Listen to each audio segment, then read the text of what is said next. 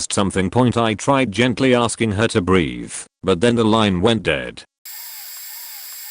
Not a doctor, but I grew up in an anti-vax home, born and raised in a forest, homeschooled by a mother who, by the time I was 10, became extremely paranoid and joined a lot of the woo ideologies you can think of: anti-vax, religious alternative medicine, energy medicine, etc. I grew up thinking she was normal. She was not normal. I was the most normal person in my family, and to this day that realization freaks me out. My favorite story is about how my anti-vax mother, who wouldn't get me vaccinated beyond the age of like 10, if I remember correctly, so luckily I still had many of the important ones at that time. Don't worry, I later got a shit ton of vaccinations in boot camp when I joined the Navy, was also into all kinds of weird alternative medicine and energy medicine stuff. She would angle a crystal from a small chain and verbally ask herself a question, and depending on which way the crystal swung on the chain, she thought it was her electromagnetic field moving the crystal/chain according to a subconscious answer she had. I got kicked out of the house in the rain for mocking this idea of hers. To this day she doesn't remember the story this way and gaslights me regarding it, and of course since the other family members didn't see the beginning of it, they think she's right. She also used to think, not sure if she still does, that my depression is caused by the vaccines I got in boot camp. Even though I have been depressed since I was 14. Oh boy, the fun times growing up. This is a little different, but the same in principle. I'm a dentist, so we have to fight with anti-fluoride parents. I find it even worse, because fluoride is an ion that is naturally occurring in our water. Water fluoridation only regulates how much fluoride is in your water. There are places in the US where fluoride is removed because there is too much. Yes, there are Chinese studies where ingesting 10x too much fluoride will lower your IQ a couple of points, but normal amounts of fluoride is perfectly healthy and great for your teeth, whether you're an infant or an adult. There's only one decent argument I have heard against fluoride, and that is being medicated against your will or without consent. The problem with that is there is iodine in all of your salt and vitamin D in your milk and niacin in your bread. So I had a parent that was anti-fluoride, and of course the kid had a bunch of cavities and even an abscess. The kid had been complaining that his tooth hurt for a month. They wouldn't even give him Motrin for the pain because it was medicine. The dad was there with him, and I asked him what he took if he was in pain, and he said Tylenol. I asked him why he wouldn't give that to his kid then. We ended up referring him out to a pediatric dentist. I was in dental school at the time. Not a medical professional at all, but I have one that fits. I was joining the army right out of high school. We went to do our placement stuff, physical exam, eye test, blood work, etc. And they were doing the total vaccination. I don't remember the official title, but we call it a peanut butter shot and it super sucks. This was being done at a public building downtown, so anyone could really get in if they knew where they were going. I'm sitting there doing some paperwork waiting to get my blood drawn, and this lady just walks in and flips her sheet, like ranting, raving, threatening to sue for discrimination, trying to attack a doctor and the co before the door guards, who were two burly Marines. slammed this loon to the floor, and had her removed from the building. I get to talking to the nurse taking my blood, and the story goes that this kid was getting enlisted, and when they came to him with the PB shot he asked what it was. When the doc told him it's a mass vaccination he refused on religious grounds, but couldn't give a name to his religion. His paperwork said Christian or something relatively normal that doesn't have a vaccination exemption, so he was told it was mandatory for service. He still refused, and they told him he could go. I guess he didn't want to wait for his ro to come get him, so dude called his mom to come get her, and that's when she flipped.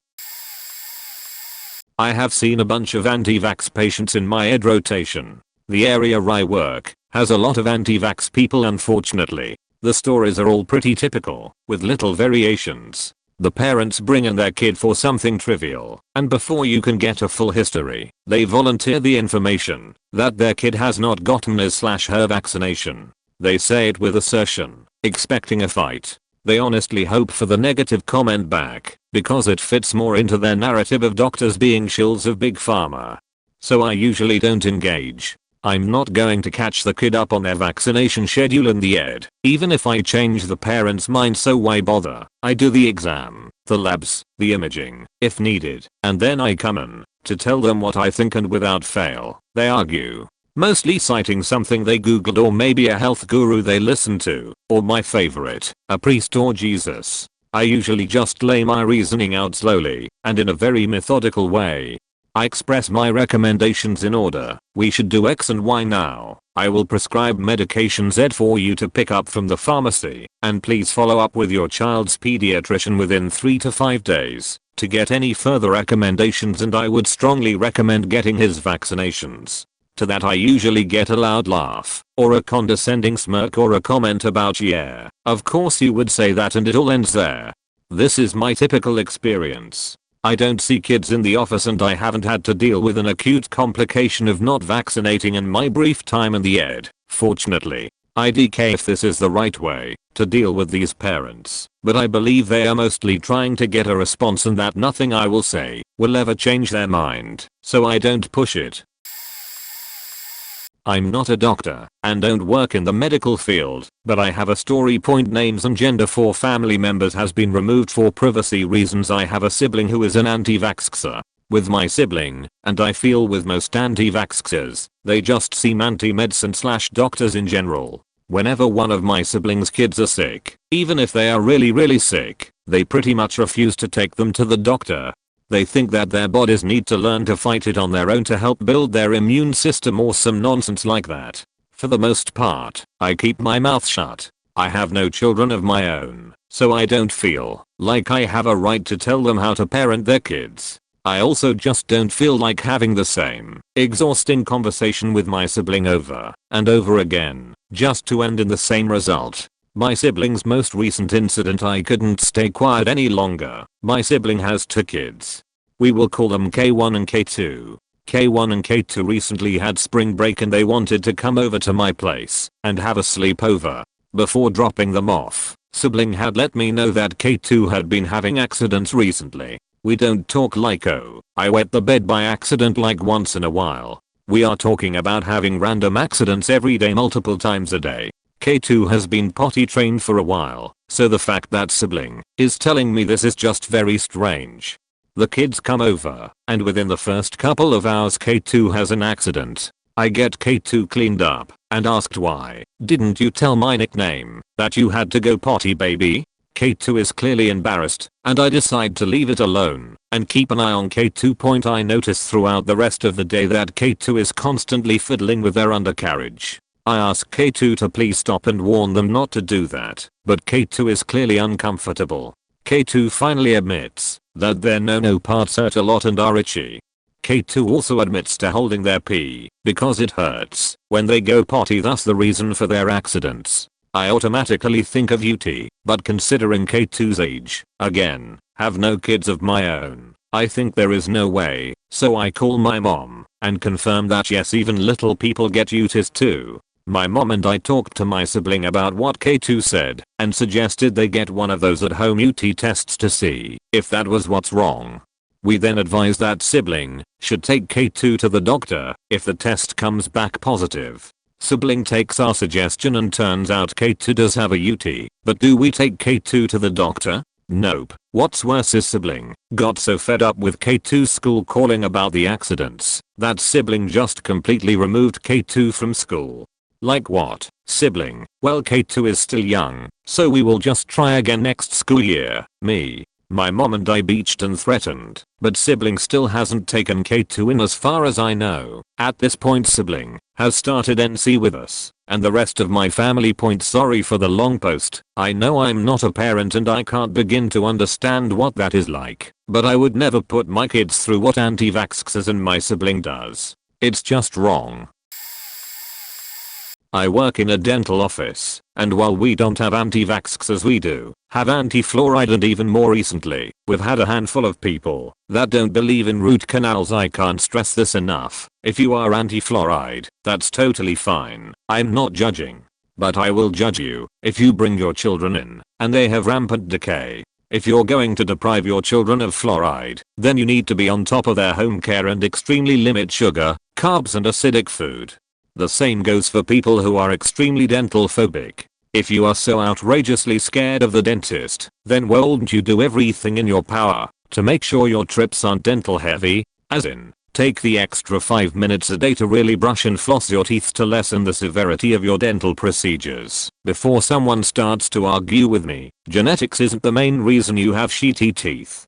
Home care and diet are good 80% of the reason why you have good or bad teeth. The rest may be genetics. There are some rare cases of people that have never had a filling or cavity. That just means they have super good home care, and that they were probably never exposed to caries causing bacteria, which is why we encourage moms and dads to not share utensils with babies to prevent the introduction of caries causing bacteria. I'm not a doctor, but I'm a nurse, and I've had my fair share of experiences. When I worked on a pediatric floor as a CNA a few years back, one stuck out to me though. There was a little boy, about 4 or 5, that had been brought in by EMS from a hospital about an hour away. From a really rural area, you could tell that the parents were less educated and probably on the poor side.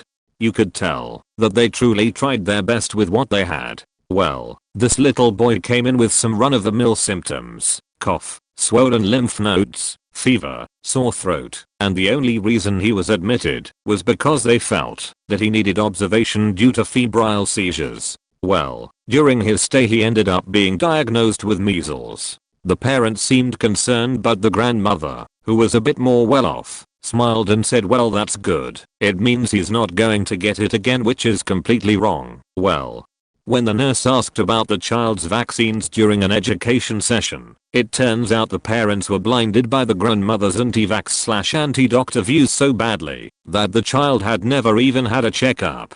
The only reason he went to the ER was because he had the seizure while he was staying with an aunt. Sad situation. The boy ended up making a full recovery, but the parents definitely ended up with tons of education prior to discharge. Not a doctor, but I was at the library when I overheard a couple arguing with a random stranger who happened to be a nursing assistant who works with one of my sisters. We were going over the anti-vax debate. Don't know what disease, thank God, but they were causing a scene. However, I just wanna say to them, then see if they'll get an allergy test. They were causing a scene. Point again. Not a doctor, but I did remember watching a Nat Geo program on what goes into making a vaccine. Of course, that assistant has the right to report the couple for endangering children. Finally, I just got fed up. I simply printed out information and added the question. I slipped in the assistant's back pocket and just walked away. About a week later, my sister told me this one. She was doing her shift, also an assistant, when she heard some commutation from across the hall. She wanted to tell the folks to be quiet as she was working when she spotted the police, prompting her to back off. She later learned that a child was taken away because the parents refused to comply with the order for getting a blood test, claiming it was a dirty trick to inject poisons. It was that same couple. We never did find out if they have valid reasons for being anti-vax. She explained someone had handed her some papers about how someone can be excused from vaccination if they had a valid reason, and one of the most effective was a blood test for immune problem, including any allergy. not a doctor here nor a parent, but when I was little I hated going to the doctors for the yearly flu shot. Please forgive me for not specifying things. I was like 6 or 7 at the time. I'm 16 currently, so I don't really remember things that well. Point the year before I had to get 2 shots that year, flu 1 and another vaccine to help me prevent whatever disease. And the year after that my mama asked me in the car as we arrived at the doctor's if I wanted to skip my flu shot this year. Sure, why not? What's the worst that could happen? I didn't think anything of it and just went about my day. When I was gonna go to bed I told my mom I didn't feel well and gave me some of the kid medicine you get at your local pharmacy or Walmart for me. Lo and behold, I woke up the next morning and tried eating some pancakes and hash browns, barely touched my food, and I remember my head in the toilet throwing up what was of my breakfast. I didn't go to school for 2 days since I kept throwing up. Weekend goes by, still throwing up and just drinking a lot of Sprite, 7-Up, Kool-Aid, water, popsicles. Basically any liquid I could get into my body. So for the next week and a half I kept throwing up whatever I tried to eat and all the food tasted disgusting to me, but nothing stayed down. I could only drink stuff. It wasn't until I think sometime at the end of the week or during the weekend I had to go to the hospital, since my ma saw I wasn't getting better and that I was getting a very sickly pale grayish color to her words, not mine. I don't even remember getting into the car or how I ended up in the hospital bed. Now this is where things get fuzzy for me. I just remember blacking out a lot. 1 minute I'm in my bed, next I'm in the car with my mom screaming and hollering like a madwoman, blackout again, and we're almost at the hospital and I think she was starting to cry since I didn't talk a lot and kept falling asleep. I passed out once more. My ma says I didn't wake up a lot and was asleep for an hour when we first got there. I don't know what time I woke up, but I definitely remember 3 doctors surrounding me with one injecting either an 4th into my knuckle or a needle. I'm guessing it was an 4th. I think one of them was checking my vitals, not sure about the 3rd one. There was talking, but I didn't really hear anything and blacked out one last time. I wake up and see my mom crying that I'm awake. Once the main doctor came in to check up on me and he and my ma finished talking, I was discharged and free to leave the hospital. Ma didn't tell me what happened, but I completely forgot all about it cause I got so tired in the car and fell asleep. During the weekend and the last 3 days I'm eating solids again and able to keep my stomach down. I'm completely healthy again and was able to go back to school. I haven't missed a flu shot or vaccination since then. Looking back on it now, I think the reason why my ma didn't tell me what was going on with me at the time is because I'm pretty sure I was about to die. So yeah, get your goddamn vaccinations or you'll be tango with death, like I did when I was a dumb kid. Okay, here's the thing. If someone takes a knife and stabs someone, you can make a case to them that they did something faked up, and they may very well get that. But when they do this shit, it's like, at best, you might get them to finally relent and get a vaccination, but they apparently are never going to admit that they were not just wrong, but somehow willfully and even knowingly destructive. I think it's important to clarify this problem exactly in some way, at least, that's my hypothesis. So what's up with that? Does anyone see what I'm getting at? In formulating this problem in this way it made me extremely angry, which is a sign that I'm hitting off the core of the problem. But it's one thing to get at the core of it, if that really is the core of it, another thing to come up with some best responses to approach that. But somehow I keep on wanting to get to the knife moment in which the anti-vaxxer is fingered, in a way, for stabbing someone, not just for being misguided. I want them to be self-indulgent and wrong. All that being said, it's not that I want to shame them, as I don't believe in doing that. I don't think that people who aren't anti-vax get there because they walk around shrinking from shame. At the same time, I can't help seeing them engaging in beliefs that are deliberate and something they know is wrong, while at the same time, that is also something they really think is true. I don't want it to be, look, I know you think you're right about this, but here, look at the studies. Because there is something else at work that is more wrong. What I'm doing here is carving out the problematic, something like a core problem of the issue. In getting at it from this angle, it really is disturbing, as I said above, because it seems to isolate some core aspects and put them into relief. What I want it to lead to, I want to say to them something like, look, you can't run around having beliefs that are that poorly grounded. Now, I know that particular phrase wouldn't do much anyhow, but that's not the point. You might say that, but put it in words that would work better. But I'm saying that, if you clarify the problem, you can come out the other side of that with phrases and positions that really get in there and target some of the core aspects of what they are doing in their minds. When someone says, look, you can't run around, you're depicting them. It's very insulting, in a way. It talks about them as blithely going around, doing their thing. It fingers them in doing their thing, having their beliefs, having their freedom to think and choose. Somehow it catches them in all those private uninterrupted moments of having their beliefs coming to them in the first place and gets in there with a certain moral disapprobation. It goes after them when they are coming to the belief and depicts them as running around, as reckless, thoughtless, yet willful, deliberate and somehow knowing. Again, I strongly hold against shaming, but a non-shaming approach can't settle for "oh, you are merely misinformed" either, because we all know that's not quite what is happening. I think my comment here isn't for everyone, it's for people who like getting at a certain kind of core formulation. If you get what I'm trying to get at, you might, like me, feel the anger this all inspires really surging when you get into the core formulations. But, as I've suggested, that might be something that could then lead to better formulations in sites like doctors' offices where critical information, posters, etc., could be more effectively presented, or in conversations, etc. Far worse, obviously, for the "see, told yasso" moment to happen when some child dies.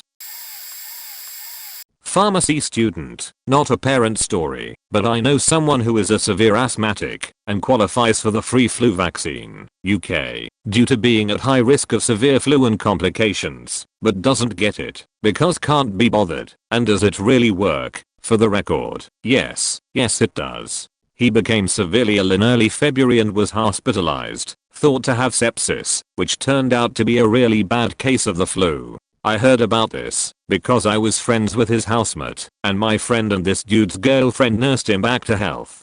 Of course, the other 3 guys, 4-person household, student house share, get sick, including my friend. The other 2 are a little ill, but my friend's temperature skyrockets, and he ends up going home to be looked after by his mother, a nurse. A day after he goes home, 5 days after he started getting ill, my healthy, happy, 21-year-old friend, who jogged and played rugby and ate well and was so healthy and vibrant, passes away after his heart stops. He died from a severe case of the flu, which he caught because his friend didn't get vaccinated. We had a mini memorial thing at the uni about a week before the funeral, and me and my friend's mum both lectured the housemate about how easy it is to get vaccinated, free drop-in at almost all pharmacies, including the 1 or 2 minute walk from their house. Well, that would be important if you actually were providing facts. Instead, your cognitive bias about the National Vaccine Injury Compensation Program is not based on facts, so why don't we go with facts? Because science matters. And legal facts, I suppose. According to the latest report from the VICP, 5,362 petitions were filed in the vaccine court to compensate for vaccine injuries from 2006 to 16. Of those, 3,626 were compensated for a total of $2.225 billion US. Seems like a lot, right? Except that during that time, over 3.1 billion doses of covered vaccines were distributed in the USA. This is why math and statistics are important in understanding this program. Just a bit over 0.00011% of vaccine doses are compensated in this program. One of the fairest systems in tort law, one that favors the plaintiffs, pays compensation for vaccine damages 1 in a million times. And if you're going to throw the $2.225 billion in claims in our faces, please look at it again from the totality of vaccine doses given. All of those claims, averaged overall 3.1 billion doses, means that the average vaccine accounts for only $0.72 in claims. Furthermore, most of those claims never established causality. between vaccines and the injury. Because the VICP allows what are called table injuries, which means that the government allows certain claims to be paid to make the process easier for the claimant. But again, only a tiny percentage of vaccinations result in paid claims. Even in this system, that gives all of the advantages to the claimant. As for your convicted of fraud statement, how about some citations? Because vaccines are about the safest medical procedure on the planet, despite the lies of the anti-vaccine religion. You are deluding yourself if you think healthcare professionals just memorize and regurgitate information. And personally, it's rather hard to believe that money is a possible motive for big pharmacies, as vaccines are some of the least profitable products they sell. Additionally, the fact that the yearly influenza vaccine is free in many healthcare centers, if you have insurance, should also be evidence against the money-grabbing tendencies of pharmaceutical companies. As for your 3 points to remember. 1. As a statistical rule, one size does fit all in terms of human biology. Human genetic diversity is almost negligible at its most diverse, and as we all know, genetics dictates the vast majority of the biology which happens in conjunction with it. As for differences in biology, which cause adverse reactions to happen, they are so rare that it becomes a philosophical question of if the prevention of preventable diseases of the vast majority of the population is worth the quite literal 1 in a million adverse reactions caused by those measures. Medicines work the same way for the vast majority of patients, because by and large the biology of those patients behave the same way in the context of the medications being discussed. Vaccines are no different in this regard too. Federal funding is indeed available for the compensation of patients who experience adverse reactions. It is also there for Big Pharma. The reasons for this are simple for the patients. It is only right that those patients are compensated for the suffering they endure.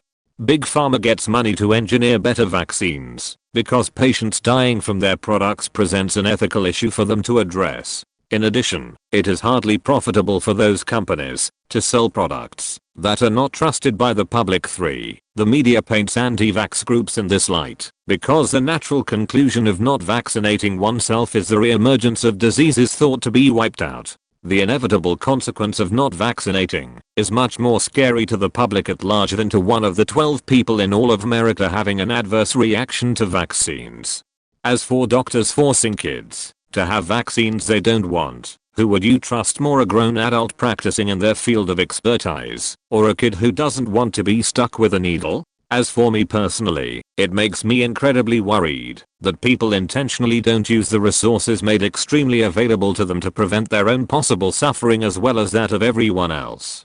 And it offends me as someone who actually does flu vaccine research that I could do all this work and test it in animal models and then the multiple trial stages, only to have people go on Google, read a couple papers that I've probably read too, and then claim that 1. There is something wrong with the vaccines I've spent the last year perfecting. 2. The scientific community doesn't know what they're doing and are only doing it to get rich by selling snake oil. And 3. The doctors, who have probably also read those same papers, are just pushing Big Pharma. The reality is much simpler. We want to help people. We genuinely do. And to hear the lack of trust anti-vax groups show to people who are trying to help gets to me. Firstly, it is wrong to assume that because your kids are well, that it is because they aren't vaccinated. If it is true, they are very lucky. But if you want to know what actually happens to unvaccinated people, all you need to do is a little reading from history. Modern medicine saves us from diseases like smallpox, which several million Native Americans died of because they had no immunity. My grandma watched her schoolhouse empty out as a child because of a bad flu. You know what was big pre-modern medicine? The plague. Look at life expectancies increasing over time. 100 years ago we died younger, and it gets worse the farther away from medical innovations you get. 40 to 50 years is about average for people with no or poor medical care. This can be seen in poor African countries today. Now on to autism. It is genetic. On the autism Reddit, most people are diagnosed in clusters. X person gets diagnosed, then finds out their kids have it or their parents. It's pretty typical. It has an increased risk of occurring in women with infections during pregnancy, should have gotten a flu shot, and SIDS. It is very unfortunate to say, but most SIDS deaths are preventable. One of the leading causes of SIDS is parents leaving toys or blankets in the crib and their baby suffocates. Another is drowning, is spit up, because they are laying wrong. Risk of SIDS is also increased by exposure to smoking, being premature, and being unvaccinated. Increased risk of SIDS by 50%. Studies suggest. Also, not being vaccinated increases the risk any child could become ill, dead, crippled, scarred, deaf, blind. But at least they might not be autistic. Better a dead kid than one that talks a little too much and struggles in school, right? Good. Follow the money. Who stands to benefit from the return of serious illnesses like measles, polio, etc.? The answer is big pharmaceutical corporations. Preventative medicine is not nearly as profitable as treating illnesses, so it is in their interests to promote the anti-vax movement. They stand to make very big money. Similar things happened with the green energy movement in the 80s/90s. It was funded out the ass by big fossil fuels and weaponized against hydroelectricity and nuclear energy. Why? Because solar/wind energy can only partially supply energy to an economy. They rely on fossil fuels, coal, oil, gas, in order to exist even in mass. In mobilizing well-meaning, ignorant environmentalists against nuclear and hydroelectricity, they ensured fossil fuels a dominant role in energy production and doomed the planet majority of humanity to destruction.